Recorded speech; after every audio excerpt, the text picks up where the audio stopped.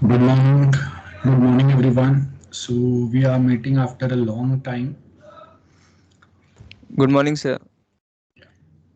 So last time we have started with unit 4, that is object oriented programming. अब थोड़ा gap हो गया, तो हम लोग थोड़ा कुछ कंसेप्ट्स जो लास्ट टाइम रह गए थे वो थोड़ा रिवाइज करेंगे and then will move forward with our lecture. So I will just share our notes.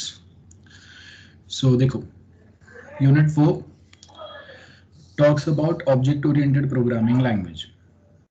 अब यहाँ पे आपको कुछ पॉइंट्स दिए हुए हैं. That OOPs which means it provides a feature supportable object oriented programming वाला फीचर्स. नाउ अगर आप देखेंगे कि 1960s जो है ये टाइम पे जो कोल्ड वॉर चल रहा था एंड टेक्नोलॉजिकल एडवांसमेंट हो रहे थे, so we were using such capacity.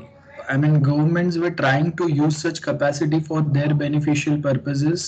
Okay, तो जो सॉफ्टवेयर्स बन रहे थे for government use, government agencies या जो डिफेंस डिपार्टमेंट्स हैं उनके यूज के लिए, वहां पे we were exploring such technology. लेकिन 1990 का जो एरा है, अब देखो इसमें बहुत कुछ इन्वेंशन हुआ है. लिनक्स ये टाइम पे आता है. देन ईमेल सिस्टम जो स्टार्ट होता है कॉमन पब्लिक के लिए, वो ये टाइम पे आता है. So in short I can say early 90s जो है ना, it's consider as era of internet. ऐसा नहीं है कि इसके पहले इंटरनेट नहीं था. Internet was there before 1990s, but it was specifically for government agencies, defense and military department kind of thing, not for common public. So common public के लिए जो इंटरनेट का कंसेप्ट है वो इवॉल्व होना चालू होता है अर्ली 90s में. अब इसके साथ में एडवांसमेंट होता है. एडवांसमेंट कैसे हो रहा है कि जहां पे हम लोगों के पहले कुछ एप्लीकेशन जो सिर्फ डेस्कटॉप या कंप्यूटर बेस्ड होते हैं, वो अभी people were asking to connect those applications with internet. तो क्या हो गया, लैंग्वेज चेंज करना पड़ेगा, है ना. टेक्नोलॉजिकल चेंजेस आएंगे, एडवांसमेंट आएंगे, कुछ नया कोडिंग का करना पड़ेगा, तो उसमें कॉम्प्लेक्सिटी बढ़ते जाएगा. तो ये सारे पॉइंट्स आते हैं. अब आप देखो कि ये जो मैं बोल रहा हूँ, you can also relate it. आपने वो फ्रेंड्स सीरीज अगर देखा रहेगा, सो 1992 वाज द टाइम जब email system was getting popular. तो जहां पे अब ये सब जो है ना, ये यूएस में और वो डेवलप कंट्रीज में ज्यादा हो रहा है, और इंडिया में ये सब आते आते 2000, ये वाला जो साल है ना, दिस वाज वन बूमिंग और टर्निंग ईयर. 2000 वाला जो ईयर है, यहाँ पे आप देखो 1995 2000, 1995 में इंडिया ने WTO अग्रीमेंट साइन किया है. 2000 तक आते आते बहुत सारी कंपनीज इंडिया में आते हैं. Cyber cafe was one of the most popular at that time, and Yahoo messenger. ठीक है. सो साइबर कैफे में लोग क्यों जा रहे हैं, क्योंकि याहू मैसेंजर पे जाके चैट रूम में ज्वाइन होना है, टाइम पास करना है. तो आप देखो कि वो वेबसाइट वाला कंसेप्ट और ये सब जो है ना, वो पॉपुलर होते जा रहा है. और वो सब चीजें अगर डेवलप करने हैं तो आपको क्या लगेगा, ऑब्जेक्ट ओरिएंटेड प्रोग्रामिंग लैंग्वेज लगेगा. बिकॉज इसके बिना आप एक बड़ा लाइब्रेरी, रीयूजेबिलिटी, 10 चीज कुछ नहीं कर सकते. तो हम लोग वो डिस्कस करते हैं. तो यहाँ पे अगर आप देखेंगे कि जैसे जैसे नए सॉफ्टवेयर्स का डिमांड आते जाता है, पहले इतना नहीं था. पहले बिकॉज इंटरनेट आने के पहले people way just thinking about one desktop based software, जो उनकी कंपनी, ऑफिस, वही तो एक प्लेस पे रहेगा, वहां पे वो अपना सिंपल सा कैलकुलेशन कुछ काम करेंगे एंड दैट्स इट. उसके आगे कोई नए सॉफ्टवेयर के बारे में कोई ज्यादा सोचता नहीं था. लेकिन जैसे जैसे हम लोग चीजों को इंटरनेट से कनेक्ट करने लगे, नए नए आइडियाज एक्सप्लोर होने लगे. Social networking was very famous during that time. So ये जो याहू मैसेंजर वाला कंसेप्ट आता है, उसके इमीडिएट बाद में अगर आप देखेंगे 2004-5 के बाद में वो सोशल नेटवर्किंग एरा चालू होता है. और आप देखेंगे ना, वो टाइम पे बहुत सारे ऐसे सोशल नेटवर्किंग प्लेटफॉर्म आते हैं, and Facebook was one of them. Orkut was the most popular at that time, 2007-8 के टाइम पे. तो वो कंसेप्ट आ रहा है। उसके साथ में फिर वीडियो अपलोड, इमेज डालो, टैग करो, मतलब लाइक करो, कमेंट करो, ये सब कुछ। तो आप देखो कि धीरे धीरे चीजें एक्सप्लोर हो रहा है एंड पीपल वे फाइंडिंग सम और द अदर वेज। 2005 गूगल जो है वो एंड्रॉइड पे फोकस कर रहा है, सो एंड्रॉइड डिवाइसेस आना चालू होता है, छोटे मोटे डिवाइस आ रहे हैं, ज्यादा एडवांस नहीं है, लेकिन 2005 ऑनवर्ड्स वो एंड्रॉइड वाला कंसेप्ट पिक्चर में आ रहा है। तो क्या हो रहा है कि अभी बड़े हैंडल, बड़े लैपटॉप कंप्यूटर से people are converting towards handheld devices, है ना। तो उसके साथ में क्या हो रहा है, प्रोग्रामिंग लैंग्वेजेस एडवांस हो रहा है, नए सॉफ्टवेयर बनाना है। और ये जो सॉफ्टवेयर बना रहा है ना, इसमें दो चीजें आ रही है, देखो। एक तो रैपिड डेवलपमेंट की जरूरत है, एंड उसके साथ में जो सॉफ्टवेयर का साइज है वो बढ़ते जा रहा है, और कॉम्प्लेक्सिटी जो है वो इंक्रीज होते जा रहा है। ये वर्ड्स इंपॉर्टेंट है, रैपिड डेवलपमेंट। अब ये मैं सब कुछ आपको क्यों बता रहा हूँ, we will discuss now. Rapid development की जरूरत है, मतलब इफ यू से कि कोई एक सॉफ्टवेयर बनाना है, काफी ज्यादा कॉम्प्लेक्स है, साइज बहुत बड़ा है, विल रिक्वायर 2 years टाइम, तो वो जो कस्टमर है या क्लाइंट है ना, he will find someone else in market जो आपसे कम टाइम में, 6 महीने में, 8 महीने में उसको बना के दे चीजों को। तो पेशेंट लेवल जो है वो, पेशेंस लेवल जो है वो कम होते जा रहा है ना। People need something whatever they want, which they want at a faster pace. आज के टाइम में भी आप देख लो कि अगर हम लोग कोई एक ऐप या कुछ, अगर ऐसा कुछ सॉफ्टवेयर की भी अगर बात करते हैं, तो we always wanted at faster pace. People are not ready to wait for a long time. अगर आप ज्यादा टाइम लगाएंगे, people will migrate to some other place or some other application. Same thing is goes on right now as well. तो आप देखो कि जो Google Plus fail होता है, उसका रीजन यही है कि एक तो आपने एग्जैक्ट इमिटेशन बना दिया फेसबुक का, एंड उसके बाद में आपने लॉन्च करने में काफी डिले कर दिया, तो people way again migrated from Google plus two Facebook. That was the main drawback for Google plus. So complex software, very very huge in size, है ना, कॉम्प्लेक्सिटी ज्यादा है, बहुत हैवी है, और रैपिड पेस पे बनाना है। ये तीन चीजें ध्यान में रखो, ये तीन चीजें फोकस करना है। और ये तीनों चीजों को ये तीनों चीजों के साथ जो सबसे ज्यादा लैंग्वेज मैच होता है वो रहता है ऑब्जेक्ट ओरिएंटेड प्रोग्रामिंग लैंग्वेजेस। उसके बिना काम नहीं हो सकता। प्रोसीजर ओरिएंटेड लैंग्वेज यूज करके हम लोग रैपिड डेवलपमेंट बिल्कुल नहीं कर सकते। कॉम्प्लेक्स सिस्टम बनाएंगे लेकिन अगेन रीयूजेबिलिटी नहीं होगा तो रैपिड डेवलपमेंट नहीं होगा, रैपिड डेवलपमेंट नहीं होगा तो अगेन कुछ काम का नहीं है चीजें, है ना। तो यहाँ पे हम लोग ये पॉइंट्स के ऊपर फोकस करने का ट्राई कर रहे हैं। एंड उसके साथ में कॉम्प्लेक्सिटी बढ़ रहा है, सॉफ्टवेयर का साइज बढ़ रहा है, लेकिन उसके साथ में आप जो डेवलपर है उनके लिए अगर चीजें इजियर नहीं करेंगे, so that they can easily modify, है ना, धीरे धीरे वो बड़े सिस्टम्स को भी अगर मॉडिफाई कर सके, इतना अगर आप चीजें डेवलपर के लिए इजी नहीं करेंगे, तो अगेन क्या होगा, सॉफ्टवेयर जल्दी से बन नहीं पाएगा, और डेवलपर जो है वो भी फिर ऑल्टरनेटिव फाइंड करने की ट्राई करेंगे, है ना। सो यहाँ पे अगर आप देखेंगे प्रोसीजरल, ये जो लैंग्वेज है इसका अभी कहीं पे कोई यूज ही नहीं कर रहा है। We all are focusing more on object oriented programming language. तो ऑब्जेक्ट ओरिएंटेड, मैं यहाँ पे जाने के पहले I just share one concept with you. So as you can see we have multiple languages, okay. ध्यान से सुनो अभी मैं क्या एक्सप्लेन कर रहा हूं आपको। सो इन ऑल मेजर लैंग्वेजेस, जो भी सारे हम लोग के मेजर लैंग्वेजेस जो भी है, programming languages like Java, ASP.NET, Python, PHP, etc., etc. These all are based on the concept of object-oriented programming language. अब सिर्फ ऐसा नहीं है कि मैंने उसके कंसेप्ट पढ़ लिए और हर एक लाइन में खुद से लिखना चालू करूंगा और चीजें हो जाएंगे, नहीं। We require something which is called as framework for this. Framework. अब ये जो फ्रेमवर्क होता है, ये होता क्या है, तो हम लोग यहाँ पे एग्जाम्पल लेते हैं, as it is written on slide, as you can see. हम लोग क्या कर रहे हैं, लेट्स टेक एग्जाम्पल कि एक सिविल इंजीनियर है जिसको 10 फ्लोर्स का बिल्डिंग बनाना है।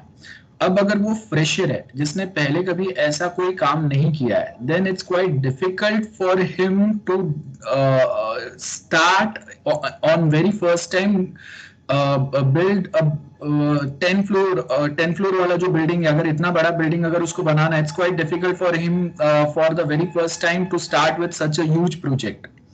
सो टू हेल्प और टू रिजॉल्व इश्यूज, अब इशू क्या क्या रहेंगे? फर्स्ट, बिल्डिंग अगर आपका बन भी गया तो स्ट्रक्चर वीक हो सकता है, बिल्डिंग कोलैप्स हो सकता है, जो नेसेसरी सिक्योरिटी फीचर्स रहेंगे, फायर फाइटिंग मैकेनिज्म्स रहेंगे, वो सारे उसमें प्रॉपरली इंप्लीमेंट ना किया गया हो, ये प्रॉब्लम हो सकता है। पाइपलाइन कनेक्शन, पाइपलाइन का जो मतलब जो मेन बेसिक जो इंफ्रा एक मेन जो लेआउट होता है, ब्लूप्रिंट होता है, वो स्टैंडर्ड नहीं रहेगा।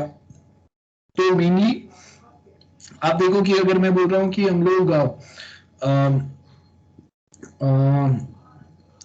अगर मैं फायर स्टेशन पे जो लोगों को ट्रेनिंग दिया जाता है उनकी अगर बात करूँ, तो उनको एक कॉमन वे में अगर सिखाया जाता है कि कोई भी बिल्डिंग में जाएंगे तो यहाँ से आपको एक एंट्री पॉइंट मिलेगा from where you can directly enter into building and try to solve the issues, है ना।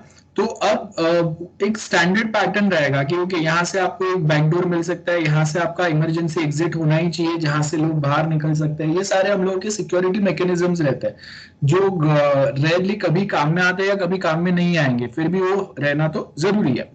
अब अगर कोई फ्रेशर है जो फर्स्ट टाइम बना रहा है तो उसके लिए काफी डिफिकल्ट रहेगा। तो अभी हम लोग क्या बोल रहे हैं कि हम लोग के पास एक एक्सपर्ट या एक्सपीरियंस सिविल इंजीनियर्स का टीम है, और ये जो टीम है ये क्या करेगा, ये आपको हेल्प करेगा to set up such a big building.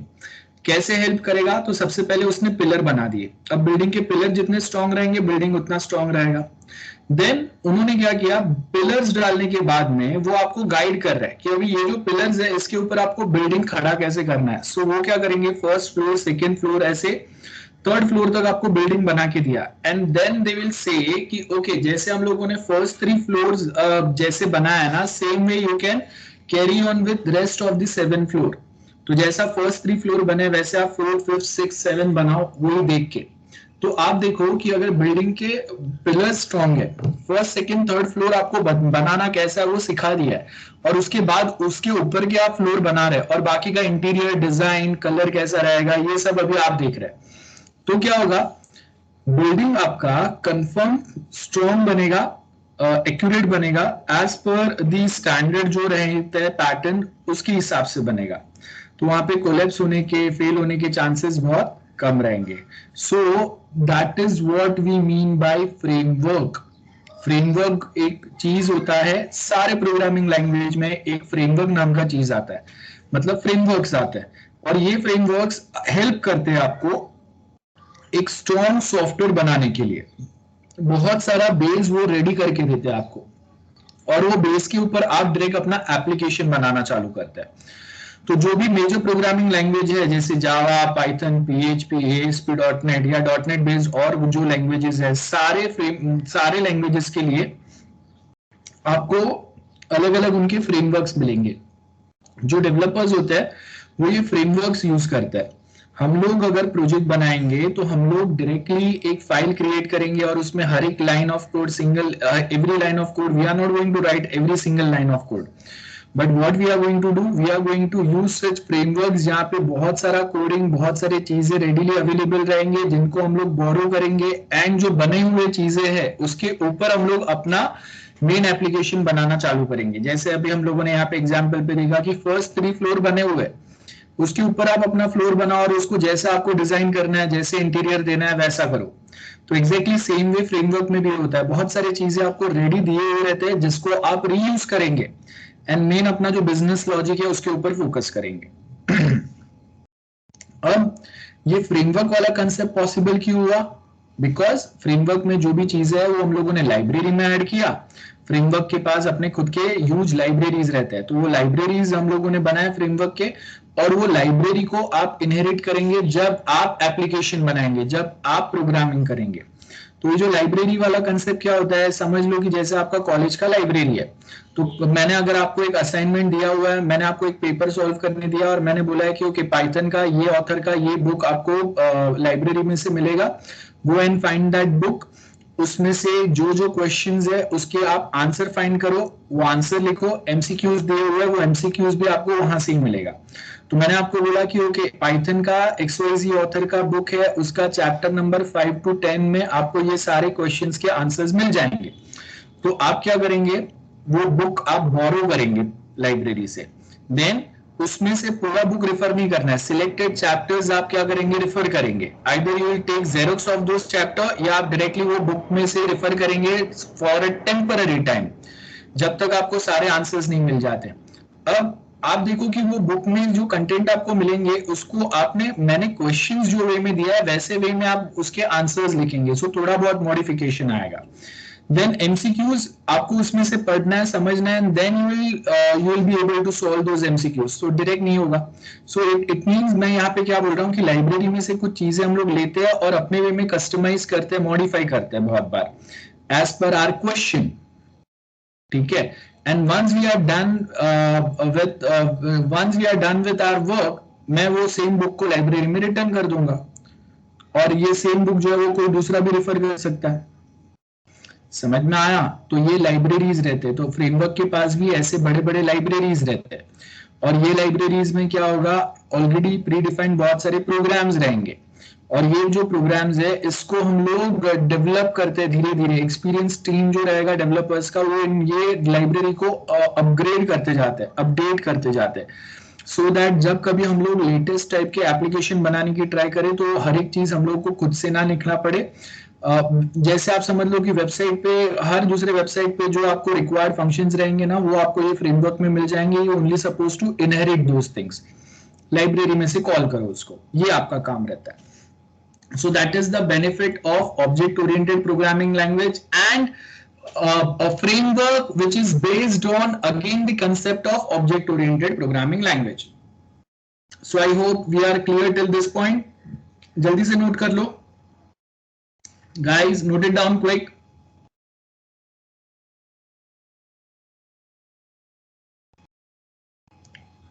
SY, I hope people are listening to me. Hello. Yes, sir. Yes, sir. Yes, sir.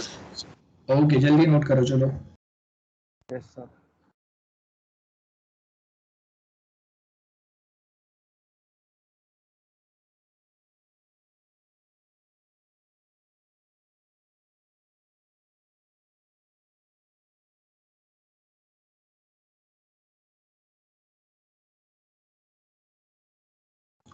Is it done?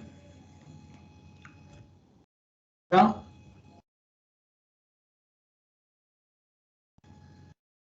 Guys.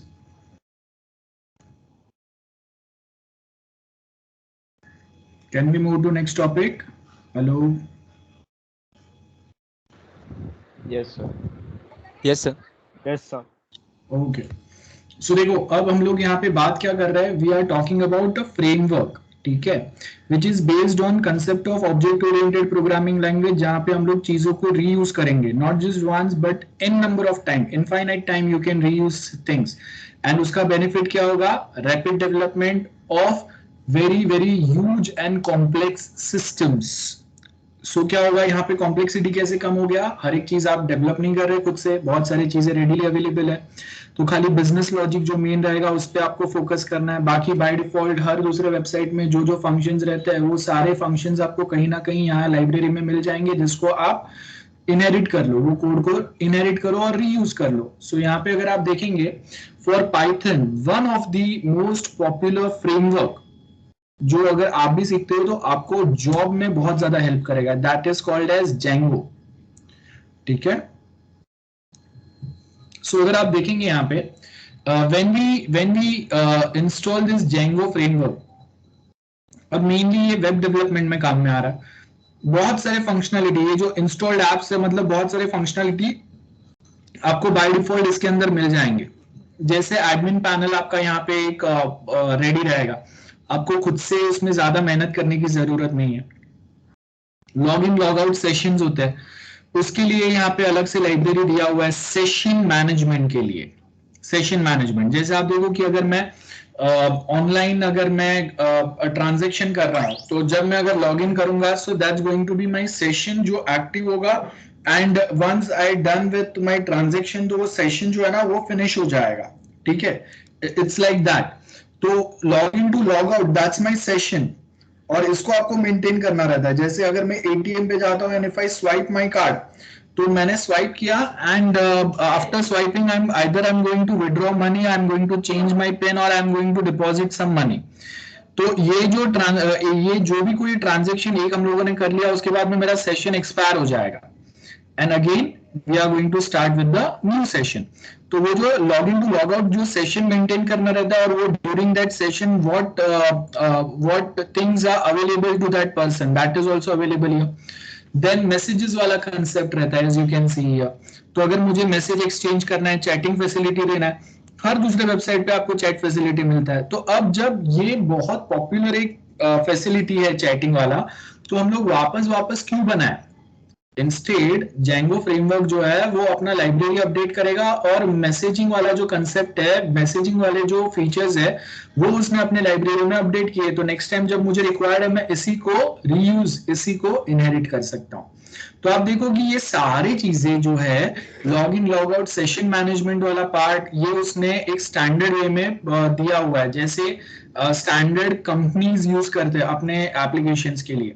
Then admin portal दिया हुआ है, देन मैसेजेस के लिए अलग से support दिया हुआ है। तो ये सब चीज जब मैं इनहेरिट करके अपना एक बेसिक सा एप्लीकेशन बनाऊंगा, तो मेरा एप्लीकेशन अगर छोटा भी रहेगा ना, still it looks like a very sophisticated, a very standard professional kind of a software जो इंडस्ट्री में यूज होता है। Getting my point? सो आप देखो कि एक फ्रेमवर्क से you can perform so many functions. Then next देखो, नेक्स्ट आपको यहाँ पे क्या बोला है, नेक्स्ट उसके बेनिफिट क्या है। और ये जो रियल पाइथन है ना, दिस इज द साइड, यहाँ पे आपको बहुत सारे Django के सपोर्ट फाइल ट्यूटोरियल्स मिलेंगे। If you want you can learn from here.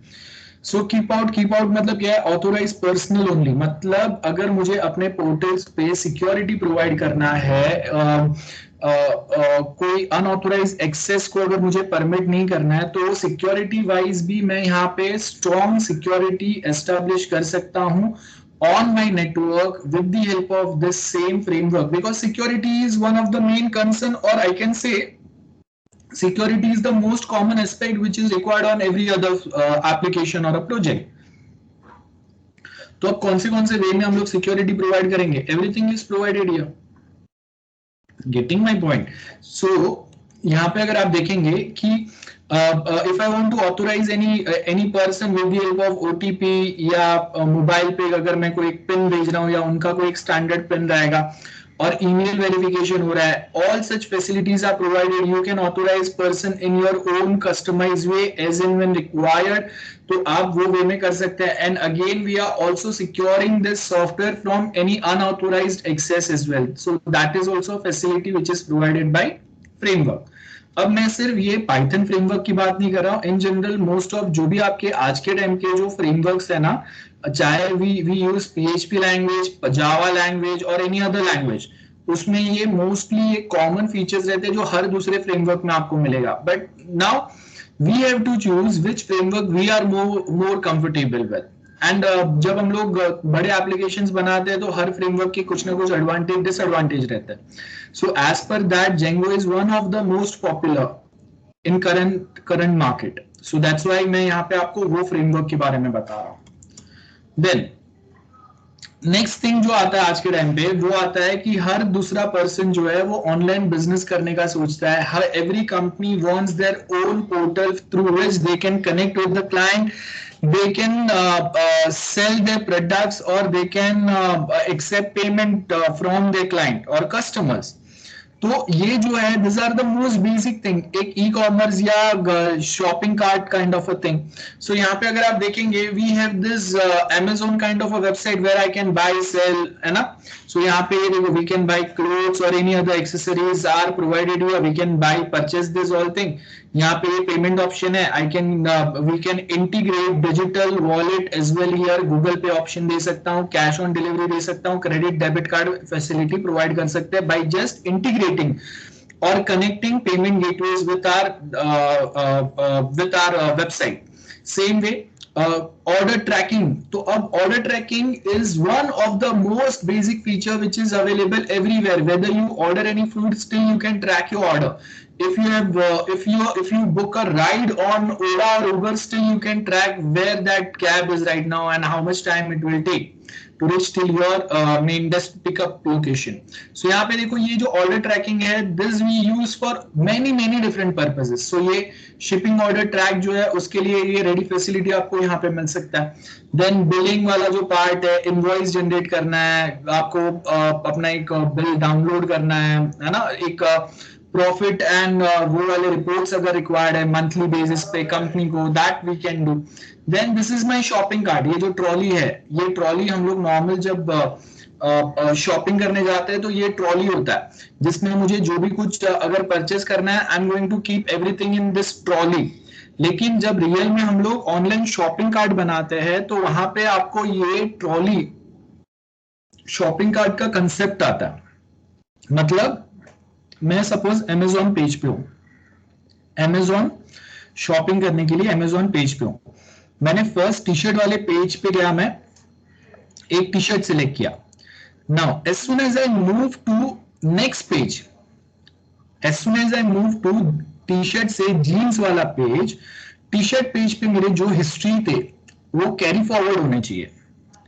तो मेरे जो भी हिस्ट्री है, मतलब हिस्ट्री मतलब टी शर्ट पेज पे मैंने कौन सा टी शर्ट सिलेक्ट किया, that's my history, that's my activities जो आपके स्टोर होंगी कुकीज के अंदर.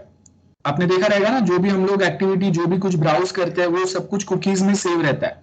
तो एग्जैक्टली सेम वे जब मैं ऑनलाइन शॉपिंग कर रहा हूं और मैंने कोई प्रोडक्ट अगर सिलेक्ट किए तो that also goes in history या cookies section. And then when I move to next page, so this cookies also moves with me. And that's why आपका कार्ड जो है वो भरते जाता है, एम्प्टी नहीं होता है. तो वो जो कार्ड हैंडलिंग फैसिलिटी, उसका सिक्योरिटी, अब आप देखो कि ये जो कुकीज है ना, ये मेरे कंप्यूटर में ही रहता है.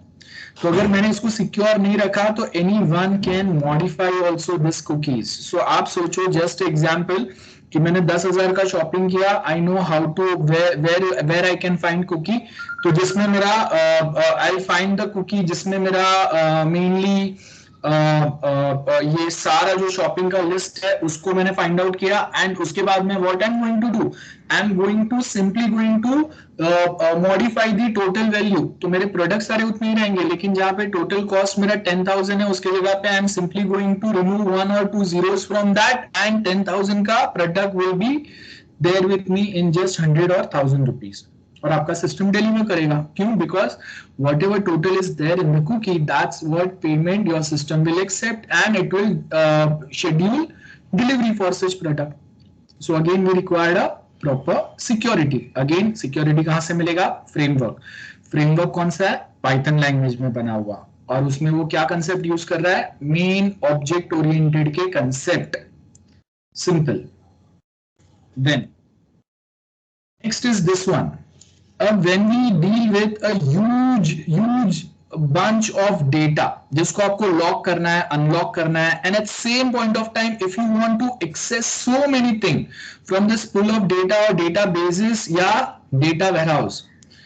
जब मेरे पास set of database का मतलब क्या होता है? collection of table है ना. database में tables होते हैं, आपको पता रहेगा, rows and column. we store some some data about students or anything in form of tables, which is quite easy to store as well as to extract. तो अब जब सेट ऑफ टेबल्स को मैं बोलूंगा डेटाबेस, और ऐसे set of databases जब मेरे पास रहेंगे उसको मैं बोलता हूँ डेटा वेयरहाउस. तो ऐसे बहुत बड़े डेटा रहते हैं जो टेराबाइट्स में रहते हैं. Okay, sometimes it 500 TB, 1000 TB और इवन वो. तो इतने बड़े डेटा को आपको एफिशिएंटली हैंडल करना है एंड faster access करना है whatever information is stored within those. So that time again we require indexing concept. जैसे अगर मैं आपको एक 1000-2000 पेज का रेफरेंस बुक देता हूं, if I ask you to search one specific topic, तो you are not going to just scroll all the pages on that 1000 or 2000 page book. आप क्या करेंगे? You can directly go to index and in that index we'll try to find out that topic. जहां पे वो page number पे जाएंगे and here we got the topic. Exactly same concept is applied here as well.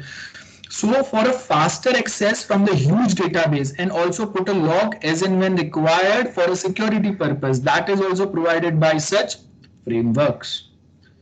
So that is all about framework, and that is the main advantage why we are learning object oriented programming language. So once you are done with unit 4 and 5, you can just go and learn this framework as well. This is most important. In lockdown era आप online exam दे रहे, companies are not ready to accept pass out 2021 pass out 2020 21 22 वाले अगर lockdown ही चलते रहा तो उनको भी वो companies job नहीं देंगे जल्दी से. And in such a scenario, when people are not clear with their basics as well, and in that time if you just go for an interview and you say कि okay मुझे Python और उसके साथ में Python का एक framework आता है, that is the most added advantage. आपको बहुत easily job मिल सकता है. Job क्या, you can also work for freelancing projects also. So that is the most beneficial thing. I hope we are clear whatever we have discussed till this point of time. Anyone, any doubts? Anyone, any doubts? Clear है सबको? Yes, sir. So there are n number of sources. Yeah. So there are n number of sources for this Django framework. You can just Google, you can find lectures on YouTube, on Google, and also on MOOC courses. There are so many MOOC courses are also available. MOOC courses समझते हैं, massive online open courses like Udemy आपको courses provide करते हैं. Those are called as MOOC courses. Coursera, edx.org. So there are so many different educational portals जहाँ पे आपको इसके पूरे courses मिल जाएंगे. So Udemy, it's like they provide you such course, a complete web development course on Django, like 1,000, 1,500 something कुछ तो fees रहेगा. You can just find it out, and you have a lot of free time right now. So you can utilize that time just by learning such technology. Okay. So now we will move back to our notes.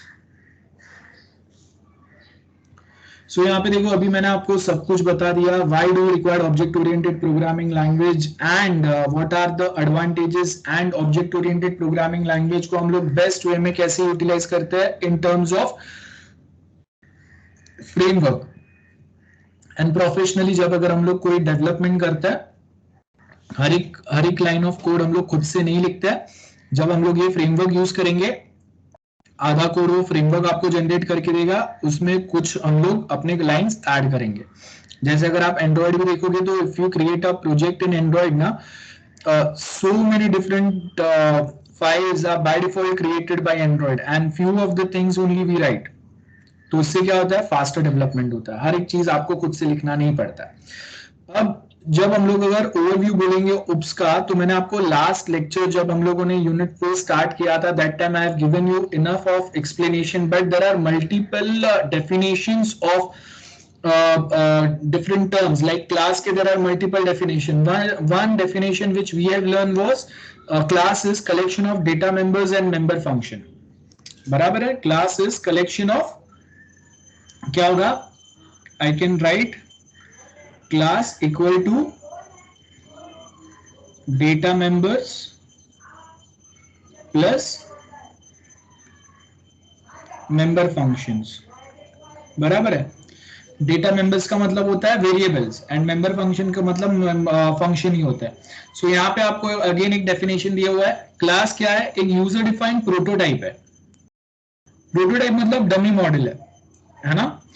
Class is prototype. जैसे अगर मैंने यहाँ पे आपको बोल दिया कि in framework also we have developed such prototype, जिसको आप यूटिलाइज करेंगे एंड अपने वे में कस्टमाइज करेंगे. So that's what something we call it as a prototype. So ऐसे बहुत सारे प्रोटोटाइप्स, एक डमी मॉडल्स हम लोग बनाते हैं एंड उसको फॉलो करके आप अपने एक्चुअल प्रोग्रामिंग, अपने एक्चुअल जो वर्क है वो फुलफिल कर सकते हैं. So class is user defined prototype. अब ये प्रोटोटाइप यूज करके हम लोग करेंगे क्या, at the end we are going to create object. और ये जो ऑब्जेक्ट है उनके क्या रहेंगे, अपने अपने एट्रीब्यूट्स रहेंगे. जैसे we have student, that's my class. Okay, एक हम लोग लेते हैं like we have admission form. तो एडमिशन फॉर्म नाम का मैंने एक क्लास बनाया हुआ है, एक प्रोटोटाइप बनाया, ठीक है. So for admission form I have one prototype. अब ये जो मेरा प्रोटोटाइप है ना, ये प्रोटोटाइप मैं हर एक स्टूडेंट को दूंगा जिसको एडमिशन लेना है. तो अगर मैंने उसको एक TY BSc SY BSc student को दिया है, सपोज जिसका नाम राज है, तो I have created one object with the name Raj, किसका, एडमिशन फॉर्म का एक ऑब्जेक्ट बनाया, और ये क्या करेगा, ये अपने कस्टमाइज डिटेल देगा, and system will start generating SAP ID, roll number for this specific student. तो मेरा एक एडमिशन फॉर्म प्रोटोटाइप है, जो भी स्टूडेंट, आप हर कोई जो भी एडमिशन लेते हैं, हर किसी को एक सेम फॉर्म मिलता है, लेकिन वो सेम फॉर्म आप अलग अलग लोग जब फिल करते हैं तो उसके हिसाब से आप सबको अलग अलग एक सीट अलॉट होता है कॉलेज में। So that means admission form क्या है, एक प्रोटोटाइप है, और हर एक स्टूडेंट उसको जो वे में फिल करेगा उसको वो स्पेसिफिक स्ट्रीम में हम लोग अलॉट करेंगे। सो अगर आप देखो कि आपने एक एडमिशन फॉर्म लिया एंड गलती से अगर आपने BSc IT की जगह CS लिख दिया, तो college will assign you BSc CS का सीट इंस्टेड ऑफ IT, है ना। या फिर ये भी कंफ्यूजन हो सकता है कि आपको BAF करना था और BCom मिल गया, या vice versa, whatever that might be a chances. तो आपने ये प्रोटोटाइप जब इनहेरिट किया, आपने उसका एक प्रोजेक्ट ऑब्जेक्ट क्रिएट किया, है ना, इंस्टीट्यूशिएट किया, तो वो टाइम पे आपने वो ऑब्जेक्ट के थ्रू वो क्लास के जो फंक्शंस या प्रोटोटाइप है उसको कौन से वे में यूज किया, यूटिलाइज किया, based on that final result मिलेगा। तो अगर मैंने एडमिशन फॉर्म को राज नाम का ऑब्जेक्ट के थ्रू कॉल किया, बराबर है, और उसके बाद में मैंने वहां पे एडमिशन, ये एडमिशन फॉर्म को मैंने यूटिलाइज किया to get the seat in BSc IT, that's it. और एट्रीब्यूट्स क्या रहेंगे, तो जो स्टूडेंट है उसका नाम, email ID, mobile number, SAP ID, ये सारे उसके एट्रीब्यूट रहते हैं, और आई कैन से वेरिएबल्स, ठीक है। क्लास वेरिएबल, क्लास वेरिएबल का मतलब क्या रहता है, देखो, class variable that is shared by all instance of a class. Class variable are defined with the class but outside of any of the class method. तो कोई भी क्लास मेथड के बाहर जब हम लोग उसको डिफाइन करते हैं उसको क्लास वेरिएबल्स बोलते हैं, कोई एक स्पेसिफिक मेथड के अंदर नहीं रहेंगे। Class variable are not used as frequently as instance variable. Instance variable मतलब जब मैंने अगर इनिट फंक्शन अगर क्रिएट किया ना, वो मेरा इंस्टेंस वेरिएबल हो गया, मैं आपको एक्सप्लेन करता हूँ। या फिर कोई एक फंक्शन के अंदर मैंने कोई वेरिएबल बनाया, वो मेरा इंस्टेंस वेरिएबल हो गया, ठीक है। या I can say my object is also an instance variable. So यहाँ पे डेटा मेंबर्स है, डेटा मेंबर्स मतलब वेरिएबल होता है, we all know that. Then next we have that is called as function overloading. Now before we move to this topic, I just wanted to clear out the concept. Okay, so we'll just go back to our notes. So first concept we are going to clear out that all framework comes with the use library, जहाँ पे हम लोग code reuse करेंगे, जैसे college library मैंने आपको already बता दिया। Then next we have is a concept of function overloading. So function overloading क्या बोला है मैंने यहाँ पे, देखो, we have function overloading, we are creating multiple functions with the same name but with different parameters or arguments, that's called as function या method overloading. So यहाँ पे अगर आप देखेंगे we have display function, यहाँ पे मेरे पास पैरामीटर एक ही है, a, मैंने ये फंक्शन को पास कर दिया, मतलब I have not added anything in this function for now. There is no function body for now. आप बाद में अपने हिसाब से यहाँ पे function body डाल सकते हैं। Then next मैंने बनाया same display function but with two parameter a and b. Next display function with 3 parameters, display function with 4 parameters. So आप देखो we have created multiple display functions but the only difference is number of parameters are different. This is called as function overloading या method overloading. Note कर लो जल्दी से example के साथ में, note it down quick.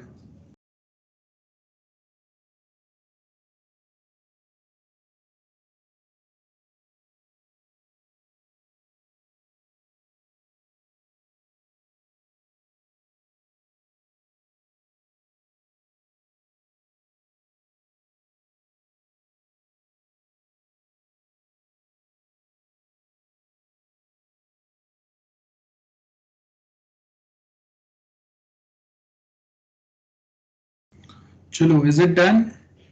Can we move to next, guys? हो गया? Yes, sir. Yes, sir. Okay, okay. So now we are moving back to our notes. So देखो यहाँ पे data members, function overloading, instance variable, variable that is defined inside the method, इसको आप instance बोलेंगे, बराबर है। इनहेरिटेंस वी ऑल नो, जैसे आपके पेरेंट्स है उनके कुछ प्रॉपर्टीज है, you can inherit those properties. So inheritance we all know, जैसे आपके ग्रैंड पेरेंट्स के पास है, आपके पेरेंट्स ने कुछ प्रॉपर्टी इनहेरिट किया रहेगा, लाइक घर या समथिंग एल्स, आपके पेरेंट्स के पास है, आप इनहेरिट करेंगे. तो इनहेरिटेंस सिर्फ जो रिलेशन में आ रहा है वही क्लास इनहेरिट कर सकते हैं प्रॉपर्टीज को, outsider class are not allowed. तो अगर आपका कार है, जो आपका आपके पेरेंट्स के पास कार है, so you can inherit that car. लेकिन अगर कोई अननोन पर्सन आके बोलेगा कि भाई 1 दिन 2 दिन के लिए मुझे कार दो, you will not allowed them, because that property is protected one which is only accessible by its child class. Parent के जो child class है, those class can only access such properties. So inheritance वाला concept है, detail में पढ़ेंगे बाद में. Instance मतलब ऑब्जेक्ट क्रिएशन जो हम लोग करते हैं. इंस्टेंशिएशन मतलब आपने ऑब्जेक्ट क्रिएट किया तो उसके लिए मेमोरी अलोकेट होगा और बाकी के जो ऑपरेशंस होंगे. मेथड्स क्या होता है वी ऑल नो, ऑब्जेक्ट क्या होता है we all know, and operator overloading simple concept है. जैसा मेथड ओवरलोडिंग रहता है वैसे we have different arithmetic and Boolean operators, उसको हम लोग ओवरलोड करते हैं. सो सेम जैसा मेथड ओवरलोडिंग था वैसा ही यहाँ पे कंसेप्ट होगा. ये हम लोग बाद में अभी देख लेंगे, अभी नहीं कर रहे हैं. सो ये सब आपको एमसीक्यूज के लिए याद रखना है. Okay, next we have is class definition. So we all are aware about class definition. Let's say this is our class. मेरा क्लास का नाम क्या है? एम्प्लॉय है. अब एम्प्लॉय के अंदर हम लोगों ने एक स्टार्ट में एक कॉमन वेरिएबल बनाया हुआ है. As you can see here we have employ count, जिसको बाय डिफॉल्ट वैल्यू हम लोगों ने 0 असाइन किया हुआ है. उसके बाद में दिस इज इनिट फंक्शन. अब ये इनिट फंक्शन और ये सब होता क्या है, तो ये डिस्कस करने के पहले मैं आपको एक प्रोग्राम दूसरा करते हैं हम लोग. देखो, okay, now here we have class student. ध्यान से देखो, देन अब क्लास एट्रीब्यूट्स या वेरिएबल्स क्या रहेंगे. मैंने यहाँ पे स्ट्रीम नाम का एक वेरिएबल बनाया है ना, this is my variable. Value क्या डाला इसमें? आईटी. इसके बाद में इंस्टेंस वेरिएबल हम लोगों ने बनाया. इंस्टेंस वेरिएबल कौन सा हो गया? Name is my instance variable. क्यों? बिकॉज मैंने इनिट फंक्शन के अंदर बनाया इसको. देखो, ये मेरा इनिट फंक्शन है और उसके अंदर मैंने ये नेम नाम का वेरिएबल बनाया. अब इनिट फंक्शन जो है ना, this works like a constructor. ठीक है, इनिट फंक्शन वर्क्स लाइक अ कंस्ट्रक्टर. जैसा आपने C++ में कंस्ट्रक्टर पढ़ा है, सेम चीज होगा. देखो यहाँ पे मैंने डेफिनेशन लिखा हुआ है कंस्ट्रक्टर का. Constructor gets invoked automatically whenever object of a class, whenever instance और object of a class is created. So object या इंस्टेंस जैसे ही मैं क्रिएट करूंगा, ये इनिट फंक्शन ऑटोमेटिकली कॉल हो जाएगा. सेल्फ जो है ये ही सेम चीज है जो इनिशियलाइज होता है, इन्वोक होता है. तो जब मैंने क्लास का वेरिएबल क्लास का ऑब्जेक्ट बनाया तो ये सेल्फ कॉल होगा. ठीक है, तो अब जब मैं ये जैसे हम लोग कंस्ट्रक्टर को कॉल करते हैं तो क्या पैटर्न फॉलो करते हैं. देखो यहाँ पे मैंने ये इनिट बना दिया, दिस इज लाइक कंस्ट्रक्टर. जैसे मैं क्लास का ऑब्जेक्ट बनाऊंगा, ये फंक्शन ऑटोमेटिक कॉल हो जाएगा. सिर्फ ये जो इसका पैरामीटर है, that is name, this is the parameter, इसको मुझे वैल्यू देना पड़ेगा, इसको मुझे अलग से वैल्यू देना पड़ेगा. Then next we have is display method. ये तो सेम मेथड ही है और यहाँ पे प्रिंट फंक्शन दिया हुआ है हम लोगों ने. अब मेरा मेन ड्राइवर कोड का मतलब है जहां से मेरा प्रोग्राम एग्जीक्यूट होगा वो कौन सा है. तो मैंने यहाँ पे देखो ये S1 नाम का ऑब्जेक्ट बनाया. ठीक है, दिस इज माय इंस्टेंस और ऑब्जेक्ट. जैसे ही मैंने ये ऑब्जेक्ट बनाया, इनिट फंक्शन इनिशियलाइज्ड है ना, ये इनिट फंक्शन जो है वो क्या हो गया? इनिशियलाइज हो गया. और सेल्फ वाला पैरामीटर ऑटोमेटिकली इनिशियलाइज हो गया. मैंने क्या किया यहाँ पे, दैट इज ये जो नेम वाला पैरामीटर या आर्गुमेंट है, इसको मैंने नाम दे दिया.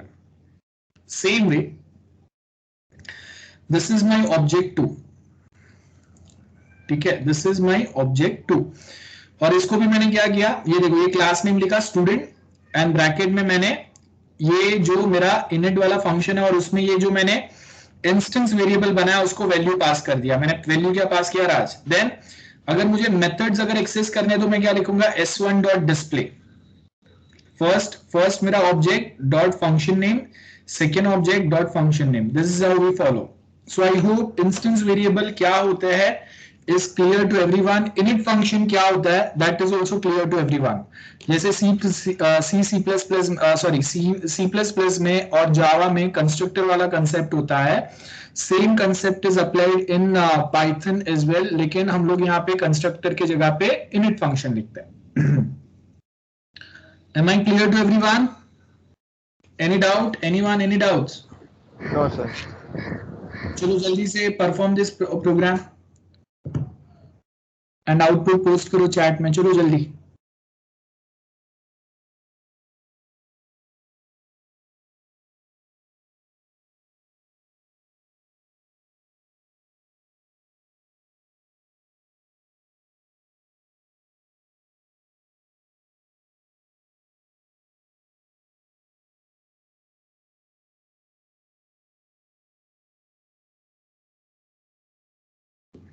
Okay, very good guys.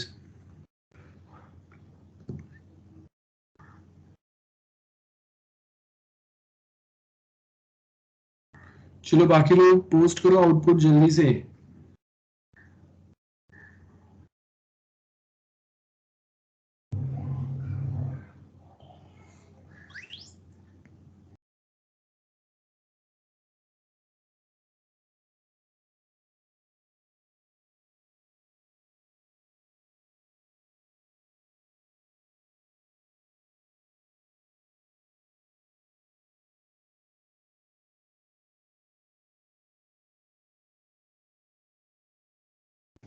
Others, post your output quick.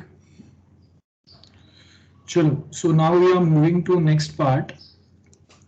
So as we are aware about what is init, exactly क्या होगा and how thing works, now we are going to start with next again further theory. तो अभी notes में जो आपको program दिया है वो हम लोग डिस्कस करते हैं. So this program is exactly of similar type, खाली यहाँ पे employee count वाला जो एक field है that is extra. So यहाँ पे देखो ये हम लोगों के इंस्टेंस वेरिएबल है. These are our instance variable, है ना, ये हम लोगों का इंस्टेंस वेरिएबल है. And self, this is our constructor. So जैसे ही क्लास का ऑब्जेक्ट में बनाऊंगा, this get initialize automatically, है ना. init function initialize होगा, उसके साथ में self आ जाएगा. अब ये वेरिएबल का स्कोप कितना है? During this with in this function only. Name and salary मैं आउटसाइड से पास करूंगा और वो यहाँ पे असाइन होगा, और जितने एम्प्लॉय के लिए मैं करूंगा वो हर एक टाइम ये उसका काउंट जो है वो +1 से बढ़ते जाएगा. देन सेम डिस्प्ले फंक्शन है, then display employ count and display employ name, दो फंक्शन बनाया हुआ है, और ये सब उसका यहाँ पे एक्सप्लेनेशन दिया हुआ है which we are already done with. So I hope there are no doubts. And last में यहाँ पे we are creating object of the above class, employ class. तो ऊपर यहाँ पे जो हम लोगों ने क्लास बनाया एम्प्लॉय, यहाँ पे उसका ऑब्जेक्ट बनाया हम लोगों ने. So as soon as we create object, init function क्या हुआ? इनिशियलाइज हुआ, है ना. सेल्फ वाला पार्ट इनिशियलाइज हुआ, और यहाँ पे अभी मैं जारा और 2000 नेम एंड सैलरी जो है वो पास कर रहा हूँ वहां पे as a parameter. Same with this second variable. So this is quite simple. And I don't think there are any doubts now. Same जो हम लोगों ने प्रोग्राम किया वैसा ही ये भी प्रोग्राम है. Now, accessing attributes. So ऊपर क्लास में जो attributes है उसको भी मैं यहाँ पे access कर सकता हूँ. As you can see, print count जो है, this is I can write my class name dot that attribute या variable name जो मुझे यहाँ पे अलग से access करना है. So that's how we can access it. Then next we have a concept that is instance as arguments. So यहाँ पे अगर आप देखेंगे हम लोगों ने क्या किया हुआ है, we have a class student एक वेरिएबल है name grades करके, जिसको हम लोगों ने by default 5 पे सेट किया हुआ है. So यहाँ पे हम लोगों ने क्या बोला, instant variables are always prefixed with the reserved word itself. Reserved word self. तो सेल्फ के साथ में हम लोगों ने यहाँ पे ये देखो ये मैच करके रखा हुआ है ना, ये आपके इंस्टेंस वेरिएबल हो गए. They are typically introduced and initialised in a constructor method init. तो कंस्ट्रक्टर मतलब क्या होता है, क्लास का ऑब्जेक्ट क्रिएट करेंगे, वैसा ये कंस्ट्रक्टर जो है वो इनिशियलाइज होगा। तो यहाँ पे ये इनिट फंक्शन जो है मेरा कंस्ट्रक्टर ही है। नॉर्मली सी और सी प्लस प्लस जावा में क्या होता है, we have constructor name is same as class name. यहाँ पे ऐसा नहीं है, यहाँ पे ये इनिट मतलब कंस्ट्रक्टर ही है। उसके बाद में ये हम लोगों का सिंपल लॉजिक दिया हुआ है, नेम वाला वेरिएबल है, ये मेरा इंस्टेंस वेरिएबल है। सो नेम में मैं बाहर से वैल्यू पास करूंगा, वो यहाँ पे असाइन हो जाएगा। ग्रेड्स, अगेन हम लोग यहाँ पे ग्रेड्स अलग से असाइन कर सकते हैं।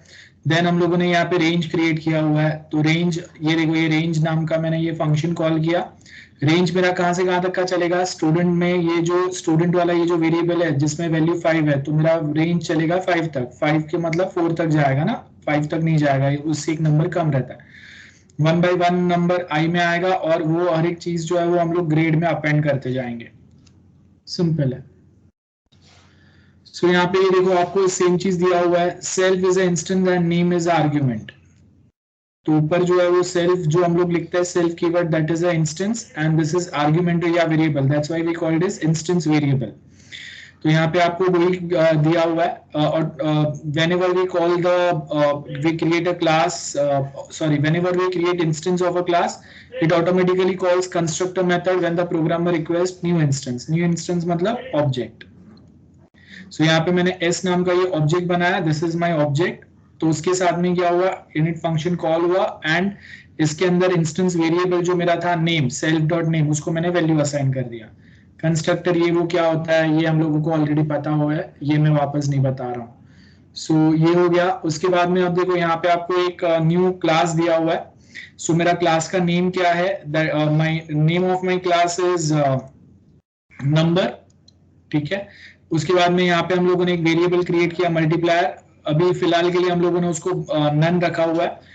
नन का मतलब है ना उसमें वैल्यू 0 है ना समथिंग है, none means value expected, none means value expected, याद रखो, इसके लिए हम लोग नन लिखते हैं। Then we have this init function, simple है, ये हम लोगों ने इतने बार डिस्कस किया है। तो ये आपके इंस्टेंस वेरिएबल है, एक्स एंड वाई को हम लोग बाहर से वैल्यू असाइन करेंगे जो ये इंस्टेंस वेरिएबल में असाइन हो जाएंगे। Then we have addition function, simple ये एक्स और वाई का एडिशन रिटर्न करेगा। प्रिंट फंक्शन डाला, एंटर टू नंबर्स, इनपुट को इनपुट फंक्शन कॉल किया, फर्स्ट नंबर एंटर करोगे वो एक्स में जाएगा, सेकेंड नंबर वाई में जाएगा।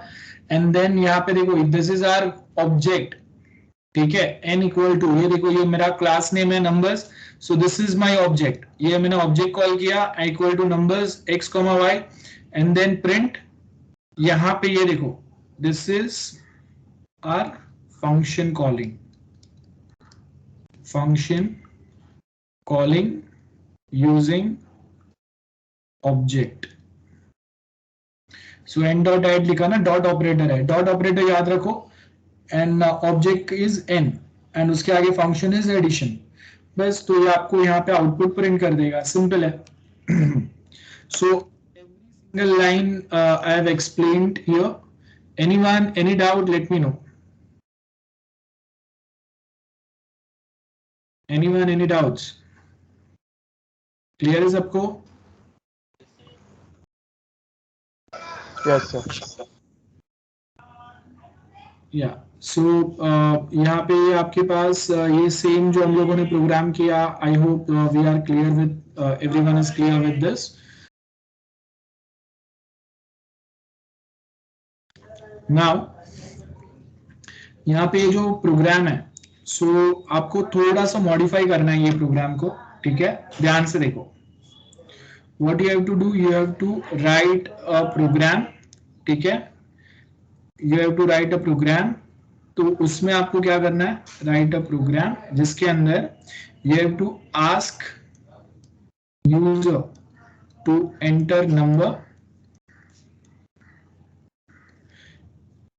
अगर ये जो नंबर एंटर करेगा, if number is in range of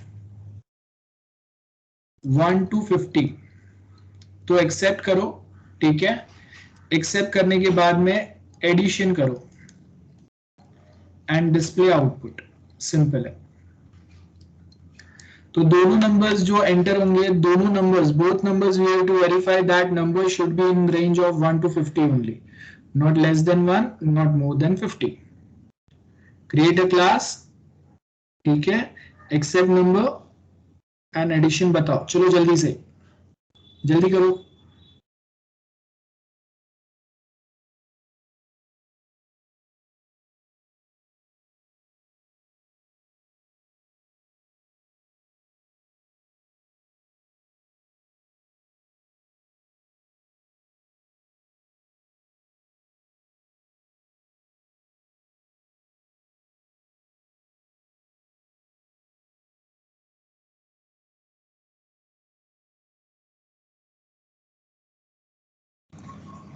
I hope people are trying. How many are trying? Raise your hands. How many are trying? Raise your hands.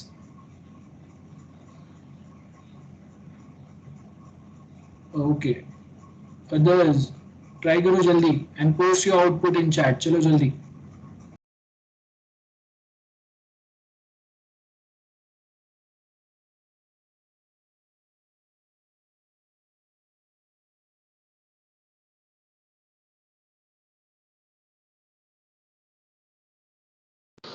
Hello, sir.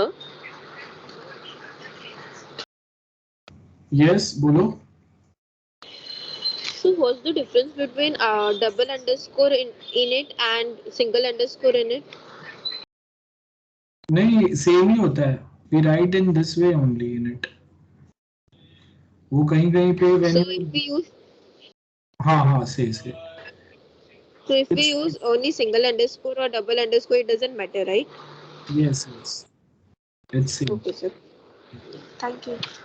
Okay. चलो others, post your output quick.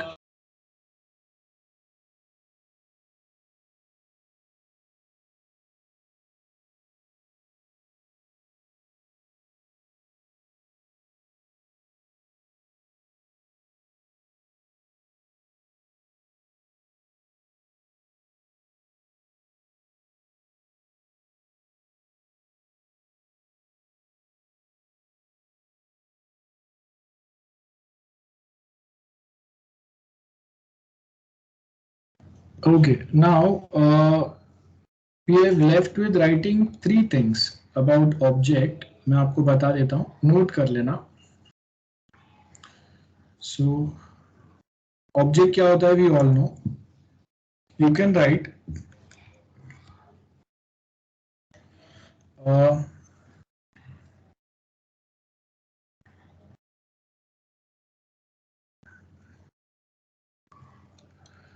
class object consist of, answer देखो, class object, class का जो हम लोग object बनाते हैं, it consist of mainly three things. ठीक है, होगा first is state, state of an object. ठीक है, अब स्टेट ऑफ एन ऑब्जेक्ट क्या होता है, the state is represented by attribute of an object.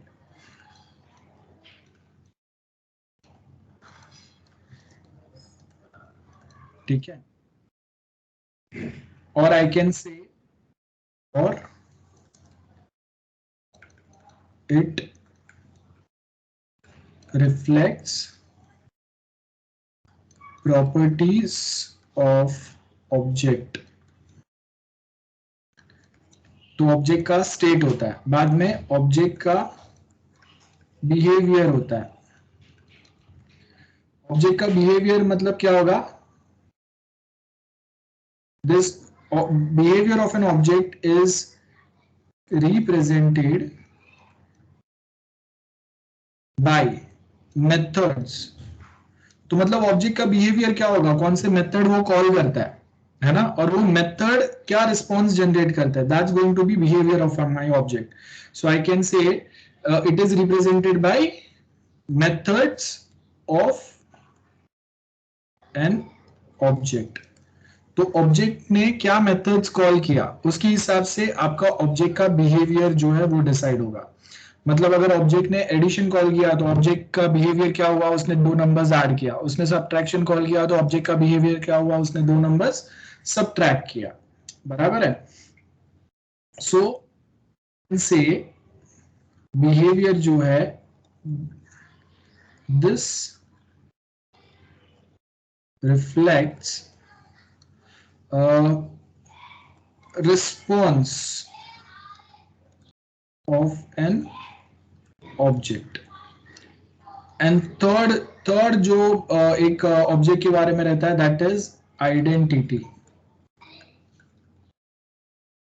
Identity of an object that is identity of an object मतलब a unique name a unique name given to object। कोई भी दो objects जो रहेंगे एक class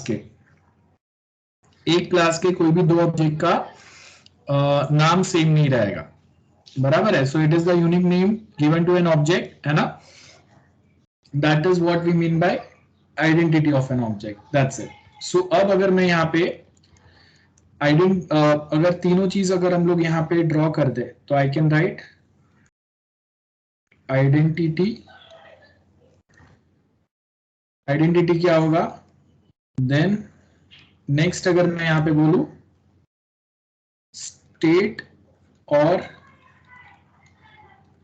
attributes of object and last होगा, last is behavior। okay, so let's say identity मतलब अगर मैंने यहाँ पे ये क्लास जो है, सपोज मेरा क्लास जो है दैट इज स्टूडेंट क्लास है मेरा, तो यहाँ पे क्या होगा name of student, that's going to be identity. ठीक है। देन यहाँ पे उसके एट्रीब्यूट जो है वो क्या रहेंगे, एट्रीब्यूट आएगा SAP ID, mobile number, email address etcetera etcetera, ये सारे उसके एट्रीब्यूट या स्टेट हो गए, state of that object. Behaviour क्या होगा उसका, बिहेवियर मतलब student can attend lecture, can attend exam, can go to library and borrow book। तो आप जो भी काम कर सकते हो that is consider to be as an behaviour of that object. So I hope this is clear to each and every one of you. Note it down, चलो जल्दी से, उसके बाद में हम लोग नेक्स्ट टॉपिक पे जाएंगे। किसी को कोई डाउट इसमें, समझ में आया सबको? Remember unit 4 and 5 are very important. So इसके लिए मैं ज्यादा एम्फोसाइज कर रहा हूं कंसेप्ट्स पे, थियरी पे, जस्ट मैं प्रोग्राम टाइप नहीं कर रहा हूं। Am I clear?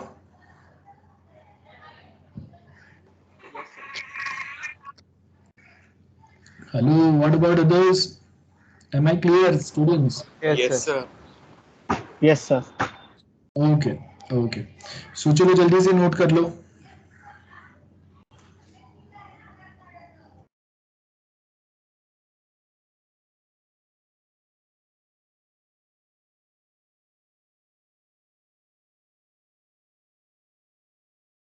Is it done guys, हो गया?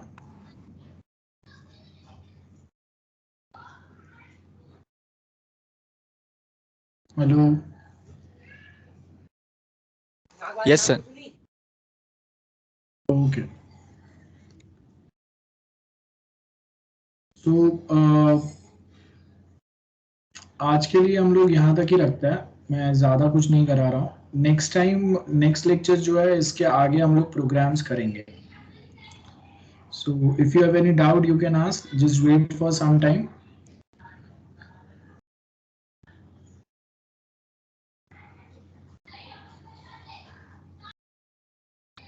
कल के लेक्चर में हम लोग दूसरे प्रोग्राम्स ट्राई करेंगे. ओके